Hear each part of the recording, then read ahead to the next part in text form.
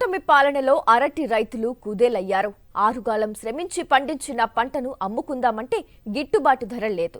తమ ఆవేదన ఎవరికి చెప్పుకోవాలో తెలియక దిక్కులు చూడాల్సిన పరిస్థితి. ప్రభుత్వం ఉంది, కానీ పట్టించుకున్న పాపాన పోలేదు. ప్రకృతి వైపరీత్యాలను దాటుకుని అరటి సాగు చేసిన రైతుకు చివరకు కన్నీళ్లే మిగిలాయి. నాణ్యమైన అరటి పంటకు పేరుగాంచి గల్ఫ్ దేశాలకు సైతం ఎగుమతులు చేసిన అనంతపురం, వైఎస్ఆర్ జిల్లాల రైతులు నేడు దీనావస్థను ఎదుర్కొంటున్నారు. ఈ రెండు జిల్లాల్లో 60,000 ఎకరాల్లో అరటి సాగవుతోంది.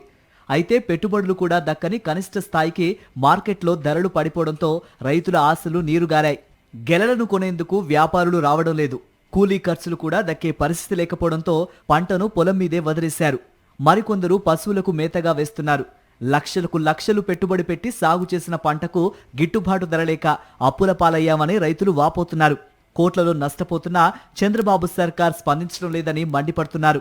అనంతపురం జిల్లాలో 40,000 ఎకరాలలో అరటి సాగవుతోంది. 1,50,000 టన్నుల అరటిని విదేశాలకు ఎగుమతి చేస్తుంటారు. ఈ క్రాప్ ప్రకారమే 32 మండలాల్లోని 13,000 మంది రైతులు గ్రానైన్ రకం టిష్యూ కల్చర్ అరటి పండించారు. ఇటు వైఎస్ఆర్ జిల్లాలో 20,231 ఎకరాల్లో అరటి సాగైంది.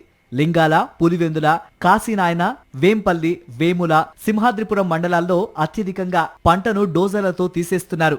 కానీ వైఎస్ఆర్ అనంతపురం జిల్లాల అరటి రైతుల కష్టాలు కడగండ్లు పట్టించుకునే స్థితిలో చంద్రబాబు సర్కార్ లేదు. కనీసం మద్దతు ధర కూడా ప్రకటించలేదు. తమ ఆవేదన ఎవరికి చెప్పుకోవాలో తెలియక దిక్కులు చూస్తున్నారు రైతులు. కరోనా లాంటి తీవ్ర విపత్తు తర్వాత తొలిసారి ధరలు పతనం అయ్యాయని పేర్కొంటున్నారు. ఈరోజు కోతకు వచ్చే 4 రోజులు అవుతుంది. జిల్లాలో రైతులు సంబంధించిన పొలాల్లోనే అరటి మాగిపోతున్న పరిస్థితుంది.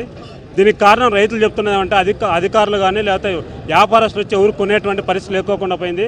ప్రభుత్వం స్పందించలేదు. ఇప్పటి వరకు ప్రభుత్వం తీసిపోయానని చెప్పేసి రైతులు చెప్తున్న పరిస్థితి. ఈరోజు జిల్లా కలెక్టర్ ఆఫీస్ ముందు అరటి పోసి ఆందోళన చేస్తున్న పరిస్థితి ఏమంటే ప్రభుత్వమే టన్ను 15,000 రూపాయలతో కొనుగోలు చేయాలని చెప్పేసి అడుగుతున్నాం. మరోవైపు మార్చి, ఏప్రిల్లో అకాల వర్షం, వడగండ్ల వాన, ఈదురుగాలులతో అరటి రైతులకు అపార నష్టం సంభవించింది. మార్చిలో తాతిరెడ్డిపల్లె, కొమన్నూతుల, ఎగువపల్లె, పార్నపల్లె, పెద్దకూడాల గ్రామాల్లో 567 హెక్టార్లలో పంట తుడిచిపెట్టుకుపోయింది. ఏప్రిల్లో లింగాల, చిన్నకూడాల, రామనూతరపల్లె, గునకనపల్లె, మురారి చింతల తదితర గ్రామాల్లో 488 హెక్టార్లలో తోటలు కూలిపోయాయి. 9 నెలలైనా ఇంతవరకు ప్రభుత్వం నుంచి చిల్లి గవ్వ అందలేదని రైతులు వాపోతున్నారు. నెల కిందట టన్ను 4,000 నుంచి 8,000 వరకు అమ్ముడవగా పెట్టుబడులు దక్కాయి. క్రమంగా టన్ను 1,000-2,000కు పతనమైంది. దీంతో రైతులు తోటలు వదిలేస్తున్నారు. కాయలు మాగిపోతున్నా అడిగేవారు లేనందున ట్రాక్టర్లతో పారబోస్తున్నారు. మార్చి 23న పులివెందుల నియోజకవర్గం లింగాల మండలంలో అకాల వర్షాలు, ఈదురుగాలులతో అరటి తోటలు కూలిపోయాయి. రైతులు తీవ్రంగా నష్టపోయారు. వైఎస్ఆర్సీపీ అధ్యక్షుడు, మాజీ సీఎం వైఎస్ జగన్ ఆ మరుసటి రోజే తాతిరెడ్డిపల్లె, కొమన్నూతల గ్రామాల్లో ఎంపీ వైఎస్ అవినాష్ రెడ్డితో కలిసి పర్యటించారు. కూలిన తోటలను చూసి చలించిపోయారు. నెలలోపే నష్టపోయిన రైతులకు హెక్టారుకు 20,000 రూపాయల చొప్పున ఆర్థిక సాయం చేసి ఆదుకున్నారు. కానీ అధికారంలో ఉన్న కూటమి సర్కారు మాత్రం చోద్యం చూస్తూ ఉండడంతో రైతులు ఆందోళన వ్యక్తం చేస్తున్నారు.